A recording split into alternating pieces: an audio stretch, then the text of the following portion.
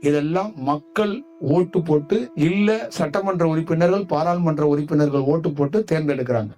ஆனால் ஒரு ஞானியை ஒரு அலைவரிசை உச்சபட்சமாக அந்த அனுபவத்தை கொடுத்து, அங்க கபாலத்துக்கு சென்றவன் ஒரு தேசத்துக்கே தலைவன் மட்டுமல்ல, உலகத்துக்கே தலைவனாக இருக்கிறான். ஓட்டு போடாமலே ஒரு உலகத்துக்கு தலைவனாக ஆனவன் ஞானி. மக்கள் ஓட்டு போடாமலே கபாலத்துக்கு சென்றவன் அந்த தேசத்துக்கு மட்டுமல்ல, பிற தேசத்துக்கும் உச்சபட்ச பதவின்னு சொல்லுவாங்க, தலைவர் பதவி. அவன்தான் தலைவர். அந்த நாட்டை ஆளுகின்ற தலைவன் எவனால் இருக்கலாம். கபாலத்துக்கு எவன் சென்றானோ அவன்தான் அந்த உலகத்தில் அந்த அந்த பகுதிக்கே தலைவன் அப்படின்னு அந்த மேல இருக்கிற அலைவரிசை அறிவிக்குது. அதனாலதான் நீ கட்சியை நோக்கி போகாதே, கொடியை நோக்கி போகாதே, வாக்க நோக்கி போகாதே. இந்த கலையால் உன்னை யாம் தலைவனாக்குறோம்.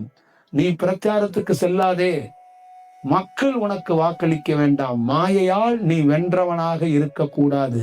மனிதன் மாயை, கற்பனை, கற்பனை வடிவத்திலிருந்து வாக்களித்த ஒருவனால் நீ தலைவனானா நிஜமல்ல.